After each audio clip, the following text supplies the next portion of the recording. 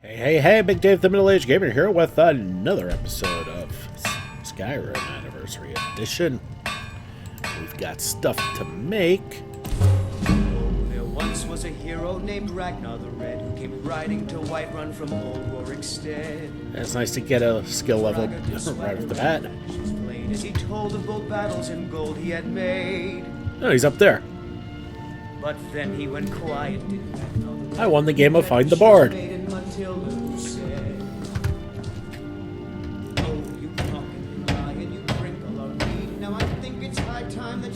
Down and bleed. So came flashing of steel as the brave lass Matilda charged in full of appeal. And the braggart named Ragnar was boastful no more when his ugly red head rolled around. Alright, so we built a few things and we've got some beds for the kiddos. Today's come and gone. The age of aggression. My bed's still up there, so this can be used for whoever, I guess. Drive out the storm cloaks and restore what we own. The blood and we need to make more nails. So we'll do that and see what we can get away with. The killer of kings, on the day of your death, we'll drink and we'll sing. Of Skyrim, and we fight all our lives. Sovngarde beckons, every one of us dies. Still makes me laugh that both sides of the Civil War have that same song, just rewritten. Ours, and we'll see it quite clean of the scourge that has sullied our Need more nails again. It's like we go through nails like water or something. That can't be it. Alright, well this place is starting to come along. Even with the piddly candles.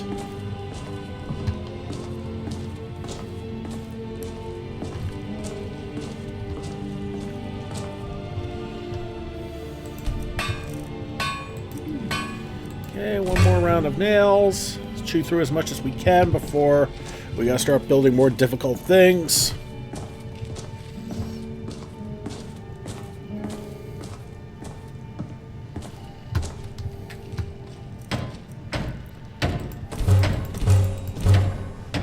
More nails.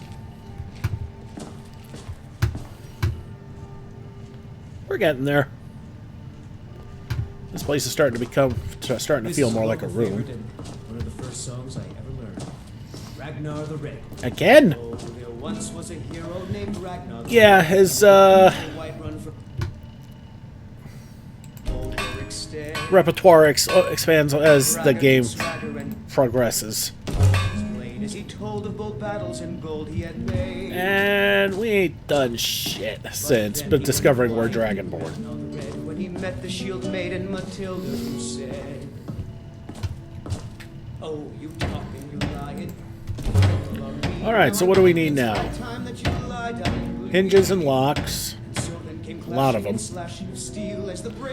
More hinges. So what is that? 2, 4, 6, 2, 4, 6, 8, 9, 10, 11, 12 hinges, and 5 locks.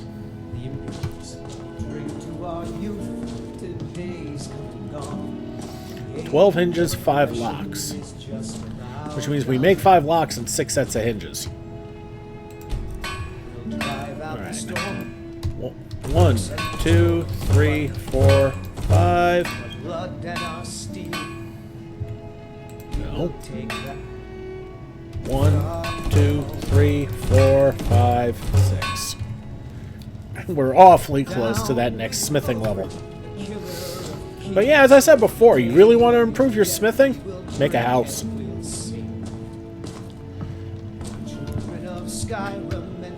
Alright, that should clear off the rest of this. Provided we have enough nails and logs.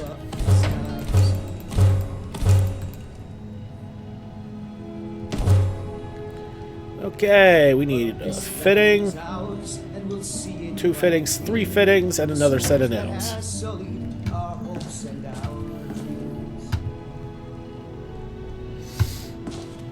And really coming along in here.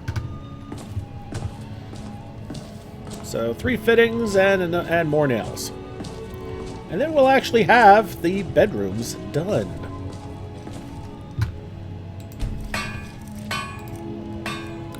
One, 2, 3.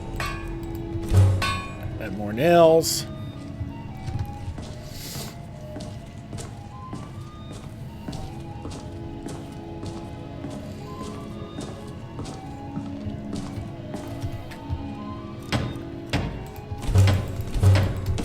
And that finishes this workbench, this room. So this is the completed bedrooms on the inside. Neat looking little place. Now let's go put everything back. Take a look at the top side, outside. And then we'll set up the next room.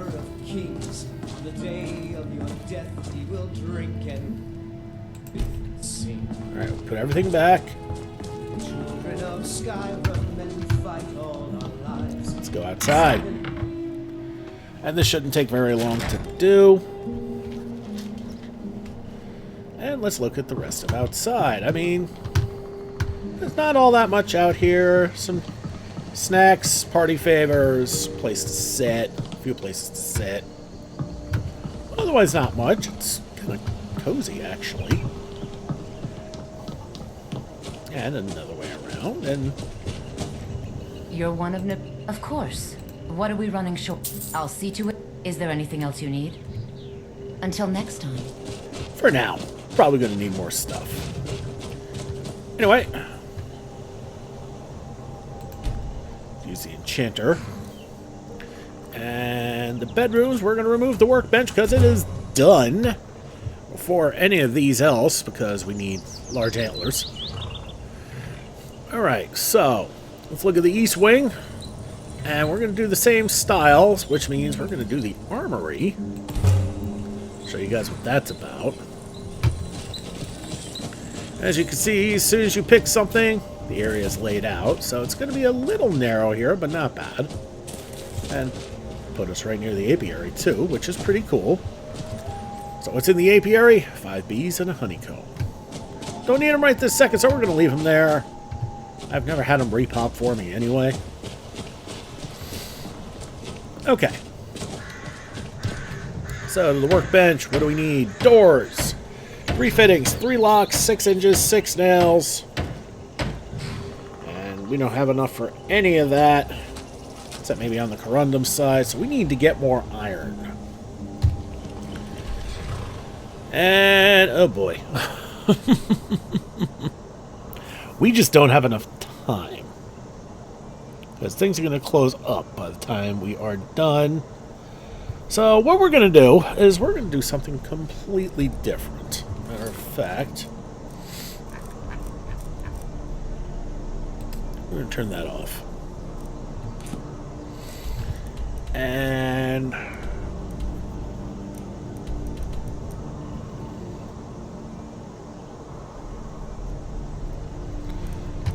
what was I going to do?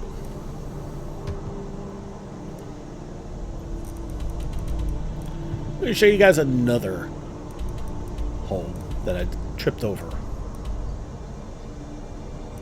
Actually, we've seen the home already. We just never really did anything with it. There it is. It's at Mara's Eye Pond. Let's go. Okay, back at Mara's Pond. It should still be quiet from all the frickin' crabbies we've already killed. And where we're going into is Gallows Hall. It's a player home. Let's check it out. We are now inside Gallows Hall.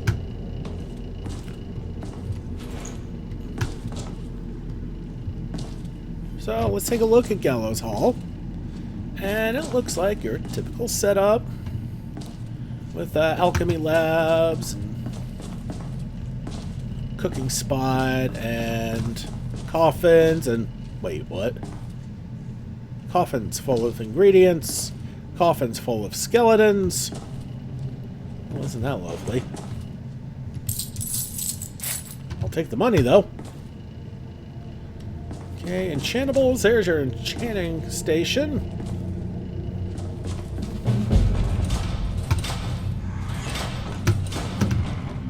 Read Nara's journal. We've got a quest, guys!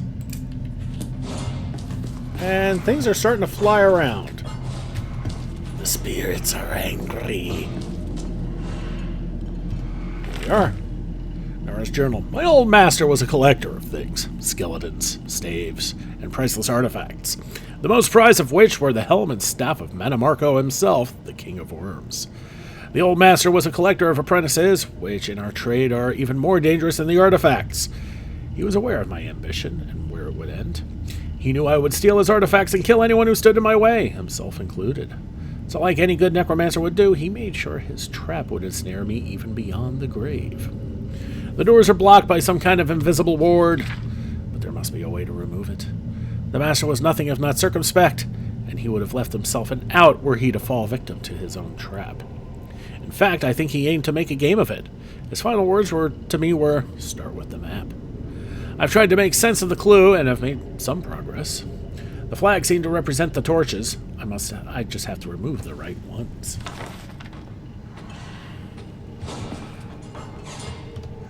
Nara's plea, "Get out of my head! Let me out!"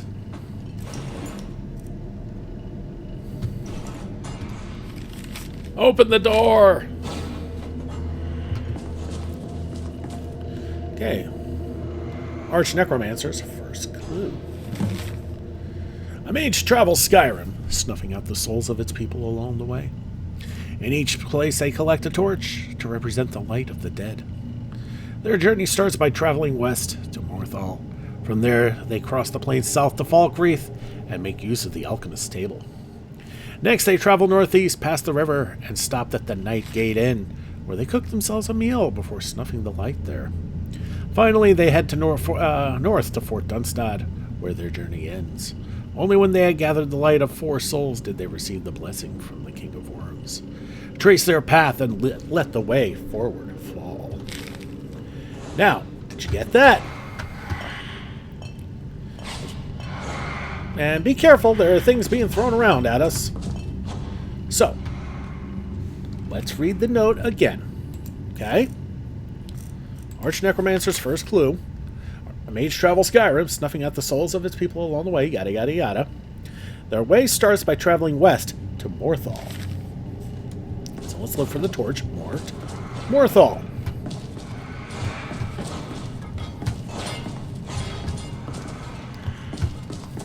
There it is. Now, let's read it again. Okay. From there, they cross the plains south to Falkreath. So we look for the torch that says Falkreath. There it is. Now, what does the clue say next? And they stopped at the Night Gate Inn. So we need to find the one that says Night Gate Inn.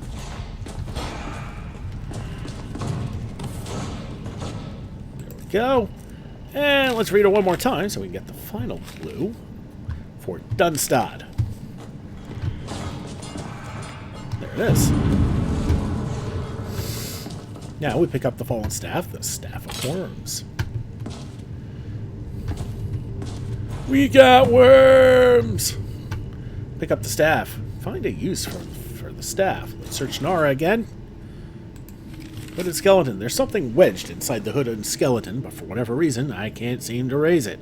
No spell seems to work. There must be a trick to it I can't figure out. The master must have hidden something important inside, but whatever it is, we'll have to require raising it first to loosen its bones. Alright, well, maybe it has something to do with that staff. Reanimate a dead body permanently to fight for you. Oh, here's that skeleton, mate. Here's that hooded skeleton.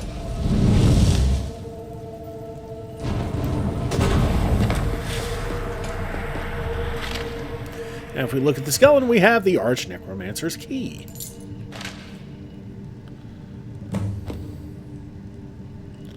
Now, let's go look at the safe.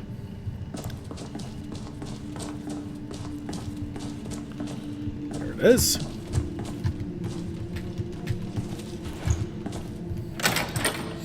And looking inside the safe, we have an amethyst, an amulet of Mara, which we'll probably need. Arch Necromancer's second clue. A man dreams his empty coffers are full of gems. A necromancer dreams a similar dream, but his coffers are a different kind, and holds different gems and treasures inside. But to see hit this dream and retrieve these gems, you must first pray to a prince for a door. So. And we could probably use the ingots, the amethyst, and we'll use all of it. The Bloodworm Helm. Conjuration spells cost 25% less to cast. Damage against the undead increases by 25%. It's light armor, so probably not going to need it. Settle down there, Tiny. Now we need to find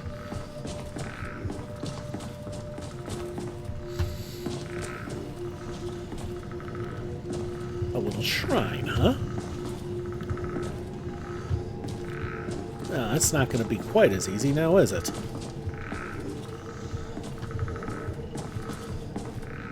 All this food. A little smithing area, too. Well, would you look at that? Hey, any iron or quicksilver? Gold, silver, moonstone, quicksilver, orichalcum, malachite, and ebony. So, no. Huh. Oh, wait. Here's some iron. We're going to need a lot more than that. Take the leather. Don't really need the ebony. Don't need the elk hide. Don't need the hides. Got plenty of leather. And hides. Deer statues, we just need the damn antlers. We also need to find that shrine.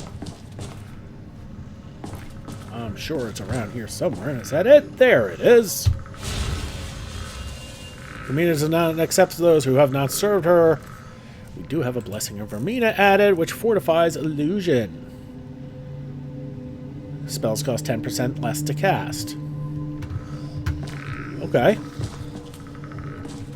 I've not been using illusion spells very much lately, but they are useful. We'll take that elixir of strength. That's useful.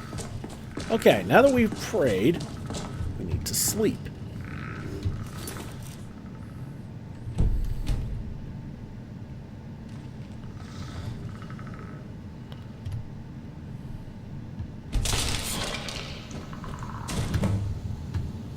Now we need to find the gems inside a necromancer's coffers.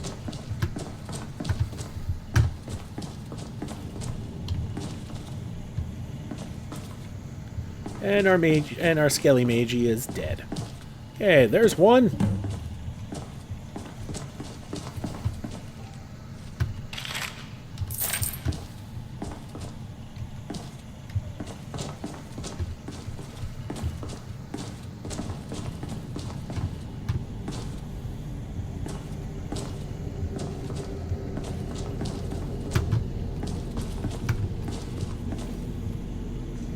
That's not it.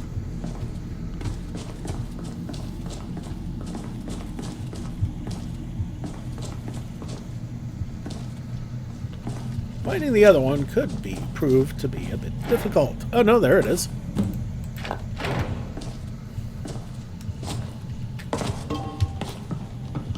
And the third one I thought I saw.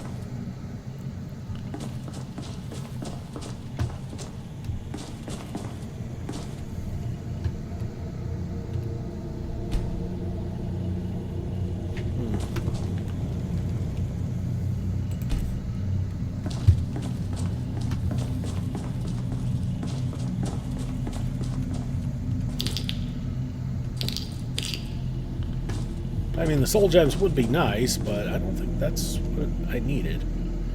That's an Orcish greatsword kind of wedged in the display case. That's funny. Not in the safe. In the chest? No. But 7 filigrane soul gems? Yeah, we'll take those.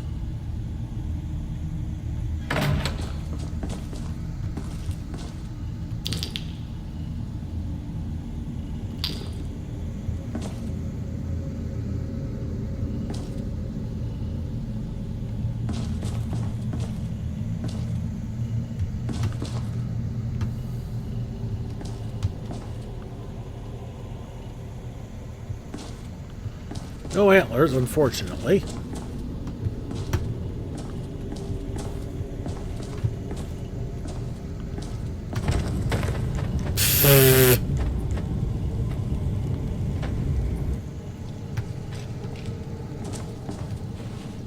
Okay, so we still need to find that last one.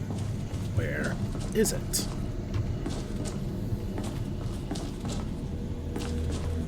I did this offline on my Switch a little while back, and I had a hard time finding this last one, too.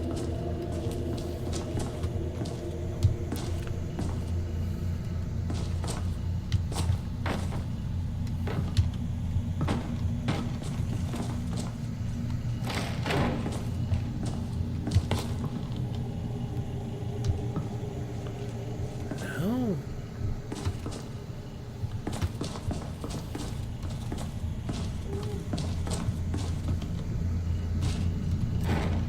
There it is.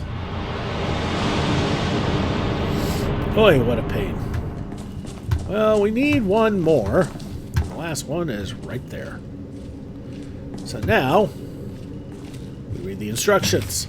In my dream, I am surrounded by my 4 apprentices, but they are no longer mortal, but spirits, their souls taking the form of greater gems. To bring them to darkness, one must place them on the altar of the Revenant and turn greater to black. Only then will you be free. Okay. There's 1. There's 2.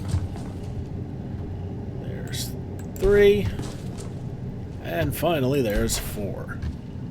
The altar. Quest is done.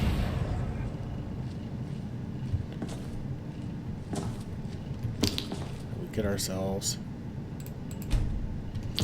4 black soul gems.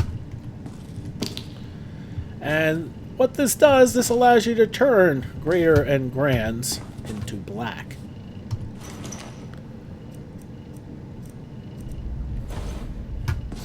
So, you know, I don't think I ever pulled out my nope.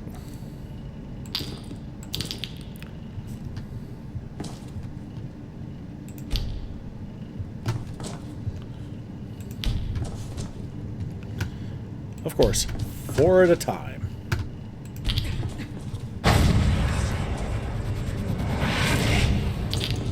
It is a neat little thing to increase your black soul gems.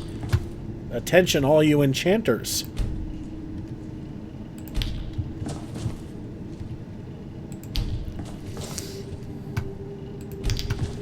I don't know any other way to improve on your smaller soul gems, but this will work. Okay, I could do this all day. It's a lot of fun, but that's not why I'm here. Alright, let's explore the rest of the house.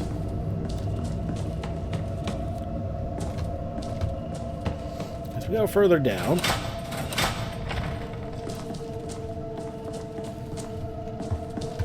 And we got ourselves a little roundabout with stairs going down and a door in the front. Let's go through the door and discover the bedroom. With some displays. Nothing fancy in the displays, but whatever. Helm of Aurane Bearclaw. Oh, nice picture. I should have known better than to trust an apprentice to locate the bloodworm helm. I described its features, thinking that would be enough. A trollbone skull with an open maw, a necromancer's crown. This skull clearly belongs to a bear. Never mind the enchantments placed upon it are for a warrior. Still, it seems my apprentices have stumbled upon a find nonetheless. The helm is that of Aurane Bearclaw, the fabled warrior of the Wood Elves. Perhaps I will raise a Bosmer, give him the helm, and have him perform the slaying of the witch serpent Glenwefanva. Sorry, let's try that again. Glenwefanva for my amusement. As for the artifacts of Manamarco, I will have to redouble my search efforts. Perhaps this new girl, Nara, will have better luck finding them. She is green, but ambitious. So let's look at the helm of Aurane Bearclaw. It's a heavy piece. Stamina regenerates 20% faster, increases your stamina by 70 points. Even if you're playing a warrior. Can't Okay. Spell tome for reanimate corpse. Whoopee. Leather brace wielding. And a coffin for all you vampires.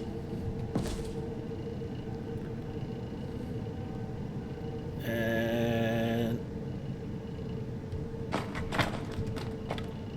there we go. 25 septums. Oh, whoopee. Bookshelves. And an actual bed for all you non-vampires.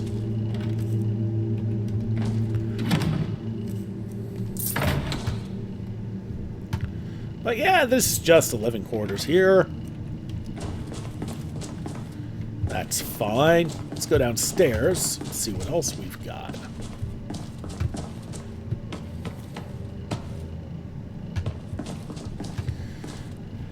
Down here we have one more door, and inside the door is a mess. And a lot of bones. Looks like a death metal album cover. Okay, some frost salts, bone meal, a greater soul gem, some books, necromantic healing, which I already have. Notes on the bone. Oh, is that what that is? While most necromancers, myself included, prefer to use whole corpses and skeletons, sometimes such supplies are not readily available. The Bone Forge offers an alternative. An altar upon which you may place raw supplies and forge them whole again. The basic recipe to create a skeleton suitable for most menial tasks is as follows. 1 bowl of bone meal, 1 greater soul gem filled. Once you place the materials on the Bone Forge, simply lay your hands on it and your skeleton will appear before you. The Bone Forge can only sustain a single creation at a time, but it will remain with you until destroyed. I have found that adding frost salts will create a bone man, a type of undead not normally found outside of the Soul Cairn. They are sturdier than the average skeleton and make for a good companion to assist in the gathering of, well, supplies. Which is fascinating, but you can add other things to it, too.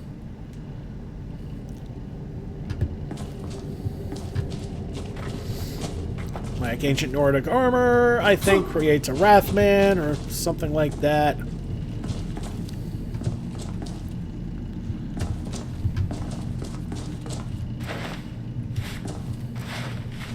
Actually, the salt piles can be pretty useful.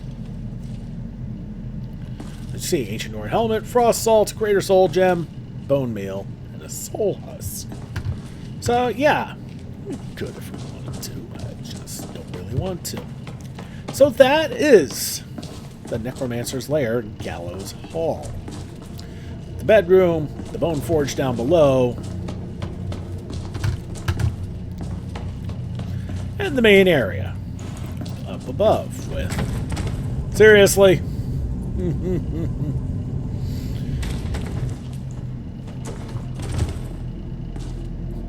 You two Let's cheese. Okay, so we're gonna wrap up this video. Off camera, I'll buy some iron, and next episode we'll go back to building our new wing. So, raiding Gallows Hall. Alright, so what does it have? What does it not have? It has almost all the amenities of home. It has an Altar of the Revenant, which is really interesting for you enchanters, and it's got a Bone Forge, which is neat and all, but you can get followers in other ways, I guess. But still, it's fun to explore and tinker with. It does not have a staff enchanter, unfortunately, and that would be kind of nice, even though y'all never see me use it once. Fine. So, there's that. What else does it have going for it? It's not far away from Windhelm. It's a short, fast travel, and if you're playing survival, it's not that far away. Alright, you should be able to boogie your way there rather quickly, in case you need to sell stuff, buy stuff, whatever. That's really nice. Alright, what are some of the downsides? Okay, no staff enchanter. Fine. Not much on the displays. You know, I love me some displays. And there's no garden either. which for me could be a bit maddening because, you know, I love me some alchemy. So, with all that in mind, how would I rate this one on a scale of 1 to 10? I'm sure that's the rug we all tripped on anyway. Honestly... Oh yeah, one more detraction. A whole bunch of rugs. If you have the crumpled rugs mod, it's going to drive you nuts. I mean, there are a few mannequins here. 4 altogether. And some weapon displays down below. These don't work. So, it's got all the amenities. Pretty good location. And a neat little gimmicky thing. Overall, I'd give this an 8 out of 10. It's a pretty good place. As I said, the carpets are kind of annoying when you got a mod that allows you to trip over them. The displays are a little lacking. Could be worse, could be a lot better. And yeah, that's about it. So I think we're going to leave it here. We've certainly done enough damage for one day. And there you go. Alright, everybody. Thank you so much for watching. Don't forget to like and subscribe to get the latest greatest videos as they come in and help this channel grow. This has been Big Dave the Middle Age Gamer. This is Skyrim Anniversary Edition. I'll see y'all next time.